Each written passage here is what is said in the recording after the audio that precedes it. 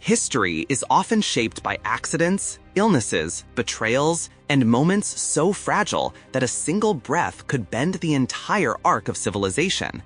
Few moments were as decisive as the final days of Alexander the Great. One poisoned cup, one feverish night, and the greatest empire the world had ever seen collapsed into chaos. But what if that moment unfolded differently? What if Alexander did not die in Babylon at 32? What if he rose from his sickbed with a new sense of purpose, determined not only to rule, but to shape the very destiny of the world? This is the story of the empire that might have been.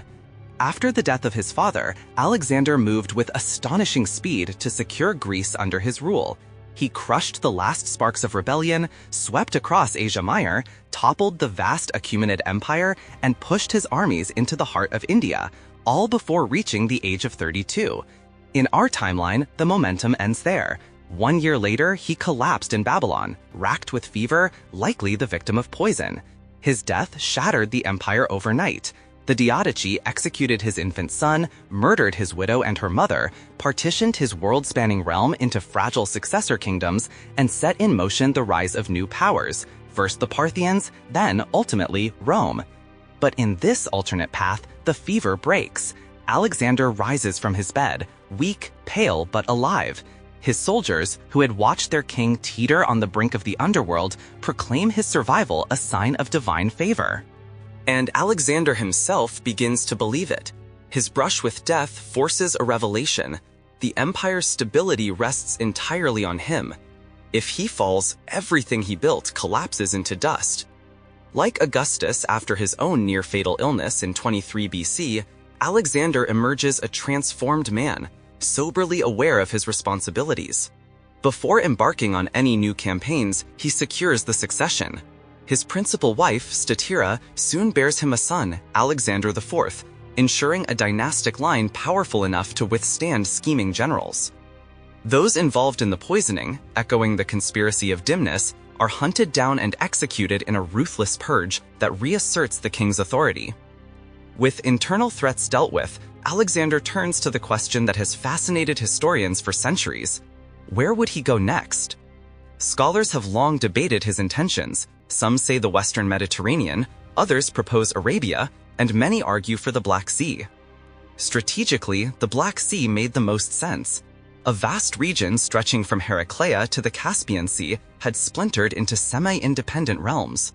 Once orderly Persian satrapies, Cappadocia, Paphlagonia, Pontus, Armenia, and the Caduceae of Gilon had become a messy patchwork of kings and tribal chiefs.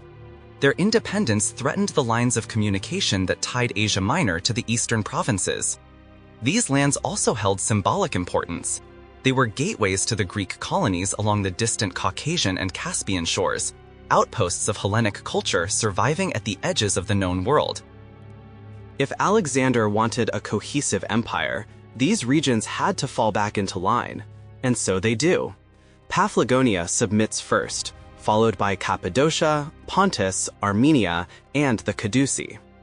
Alexander pushes north to the Cytaurus River, reincorporating these territories as semi-autonomous satrapies directly loyal to him rather than to their former Armenian overlords.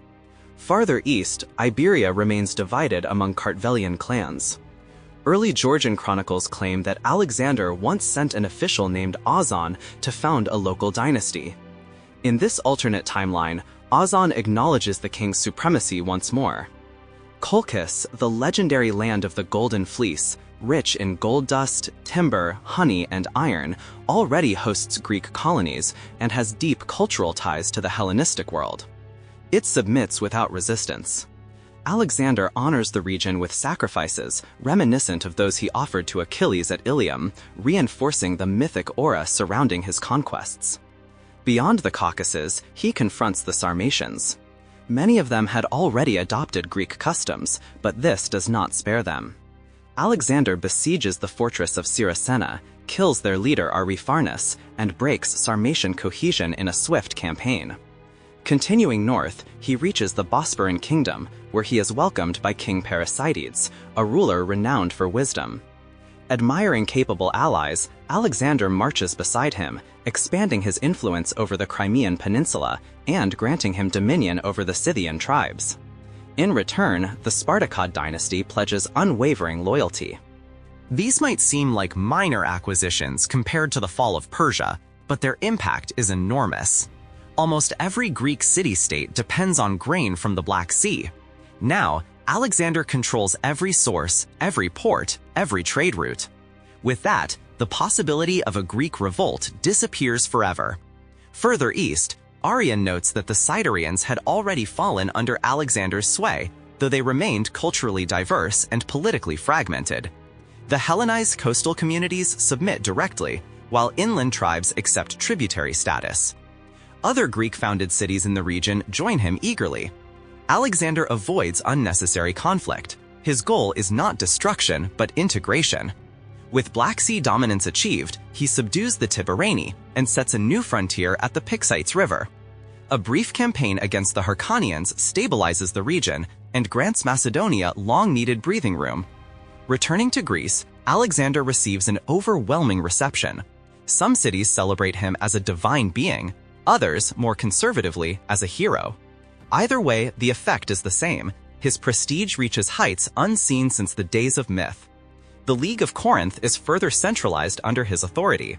He orders Thebes rebuilt, an act that softens Greek resentment and fortifies his legacy as not merely a conqueror, but a restorer as well. Spoils taken from Persepolis are brought to Athens in a dazzling parade, symbolizing the subjugation of Asia and Alexander's role as the new leader of all Hellenes. While in Athens, he confronts a delicate question: marriage.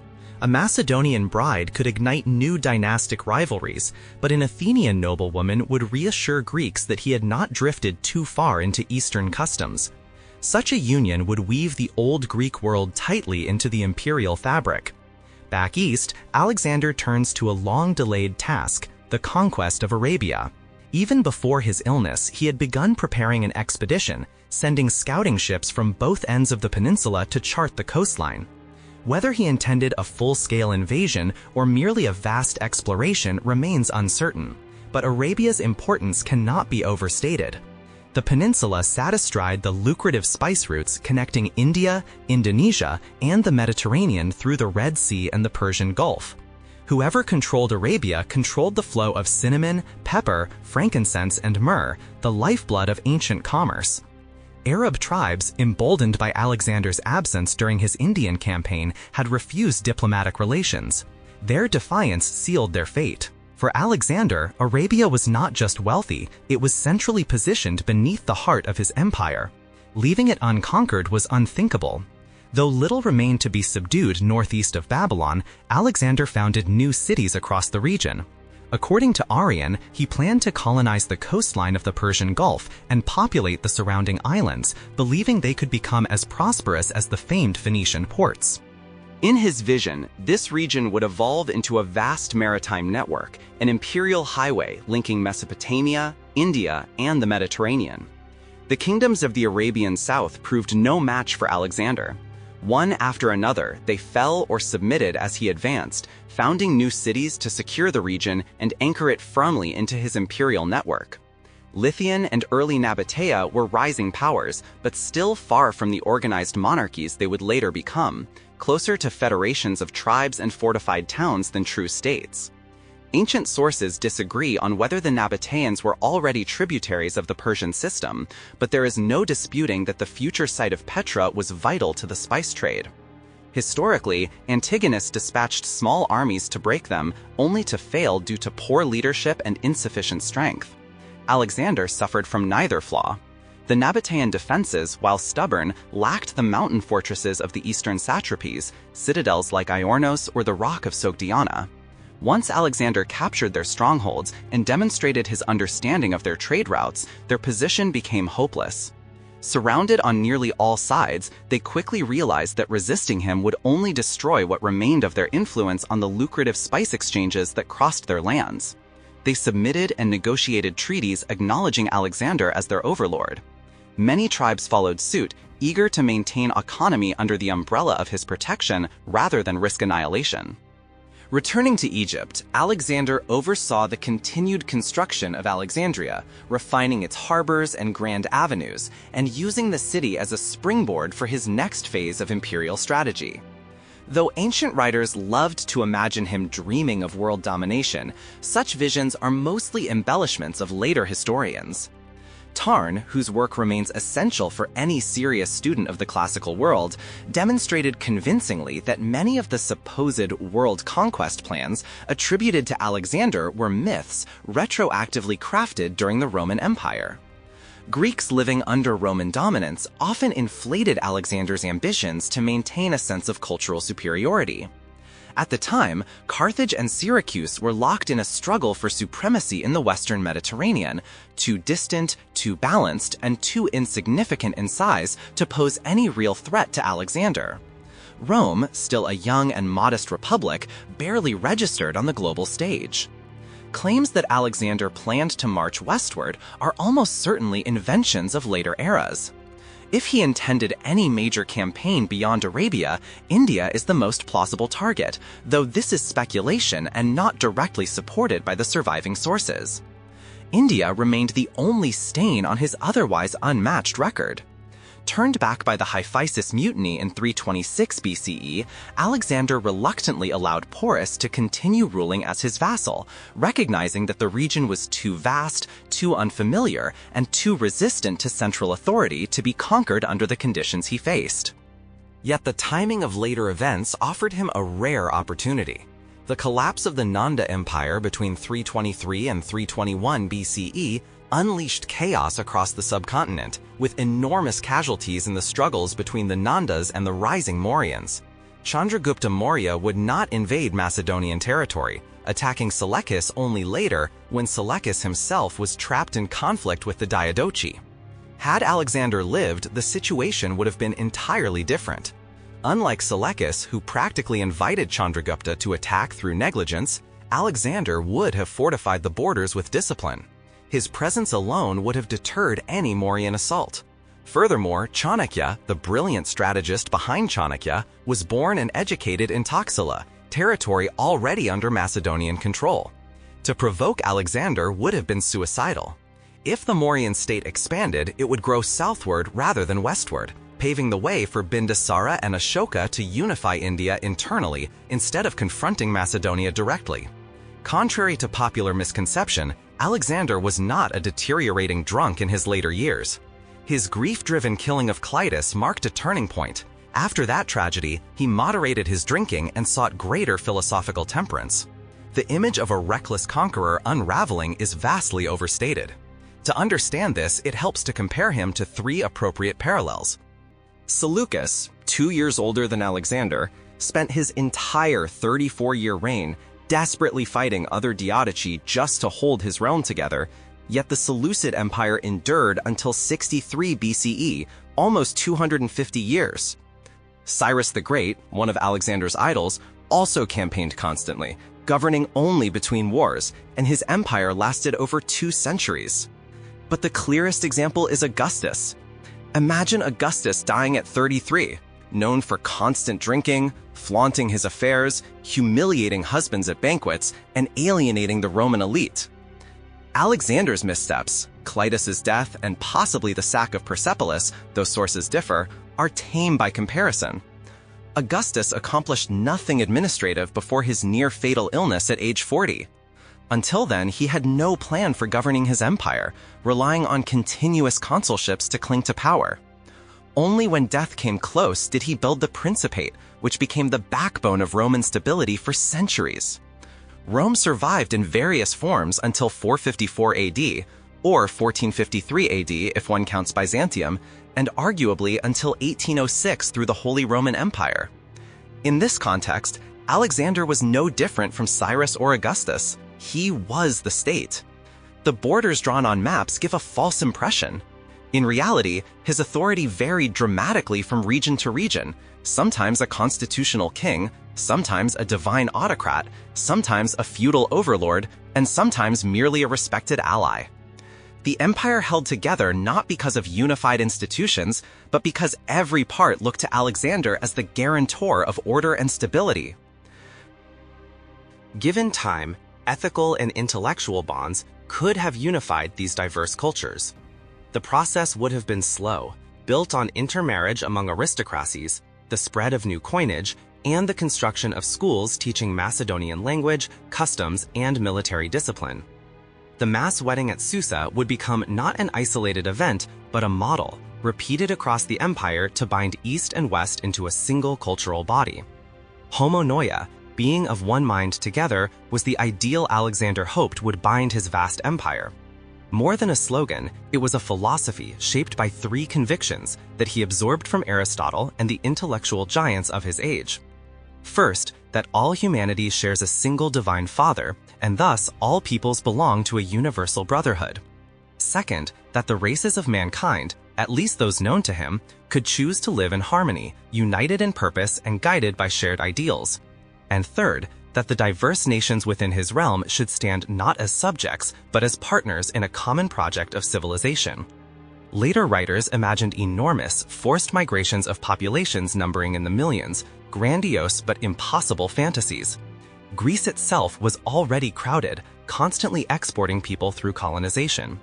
Importing masses of Asians would have been both politically disastrous and strategically pointless. Alexander understood this. Instead, he envisioned hundreds of new cities, Hellenic Macedonian cultural hubs spread throughout the empire. These cities would become magnets of education, commerce, military organization, and administration, slowly knitting the empire together over generations.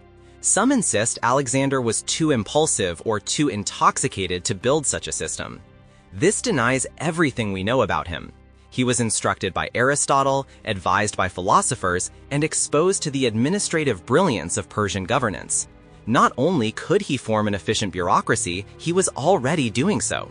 His economic policies, in fact, were just as remarkable as his military genius.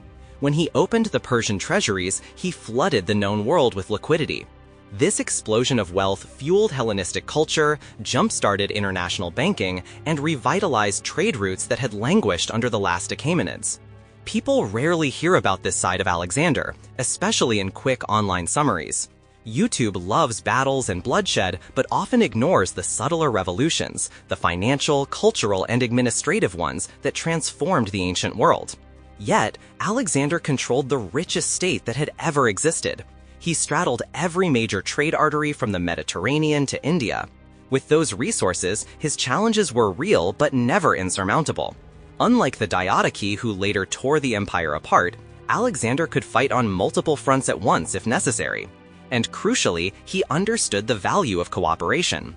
By elevating Persians rather than suppressing them, he laid the foundations for a hybrid aristocracy that would have been stronger and more resilient than any purely Greek system.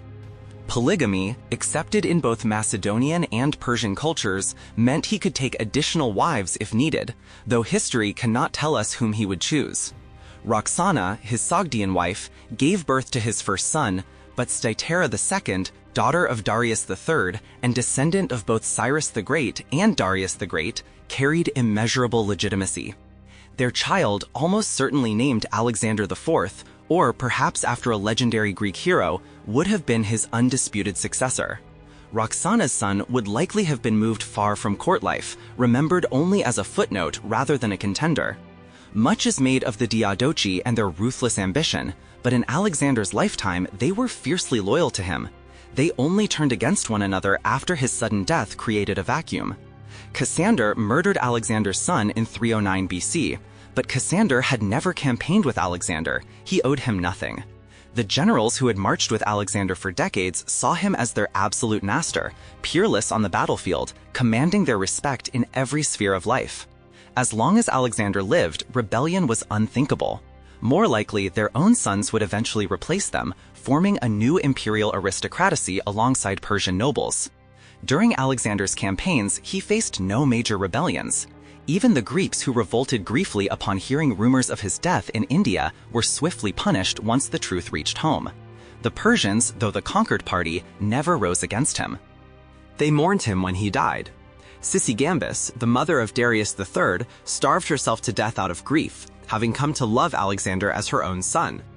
Throughout Persia, Alexander governed with a remarkably light hand, keeping satraps in place, lowering taxes, encouraging local customs, and executing only those who abused their authority. As his reign continued, Greece would slip further into dependence. Macedon and the new Hellenistic cities would divert grain flows, making rebellion suicidal. Babylon, situated at the crossroads of the empire, served perfectly as his capital. From there, he could reach any rebellious region in a matter of months, bringing overwhelming force. But as years passed, rebellion would become less and less likely. New generations would grow up knowing only an Alexandrian world. Their loyalties, identities, and ambitions would be shaped within that system. Religion, too, would evolve. The ancient Mediterranean already understood interpretatio, the belief that different cultures worshipped the same gods under different names. Just as Catholics see Marian apparitions differently in Guadalupe, Fatima, and Lourdes, ancient peoples saw Zeus, Ammon, Hadad, Jupiter, Ahura Mazda, and Indra through shared mythic patterns. Greek temples already existed in Egypt, such as the Oasis of Siwa, where Alexander was declared the son of Zeus Ammon. Joint cults and blended pantheons were common. Syncretism would not destabilize the empire, it would strengthen it. Jewish communities, for example, already viewed Alexander as divinely guided. Their traditions fit comfortably within his world, as neither side's beliefs required confrontation. Though Alexander himself would never march westward, future Greeks might. The most likely candidate is Pyrrhus of Epirus, his second cousin, and one of antiquity's greatest battlefield commanders. Pyrrhus belonged to the same royal house as Olympias, Alexander's mother. Historically, Alexander I of Epirus, Pyrrhus's uncle, was killed in Italy in 334 BC while campaigning against Italic tribes. In this alternate world, Pyrrhus would rise under Alexander's shadow, benefiting from an imperial alliance with unimaginable resources. Backed by the might of Macedon, Pyrrhus could wage relentless war in Italy and Sicily. Rome, the Etruscans, Syracuse, and even Carthage would fall before him. Within a decade, an Epirote empire might rise in the west, transforming the Mediterranean into a Hellenistic lake. Alexander's life reshaped the world. He took Macedon from a regional power to the greatest empire in history. But his death presents two radically different futures. Either a seamless transition to his heir by Stytera, merging Greek and Persian elites into a stable hybrid dynasty, or a bloody civil war that tears the world apart.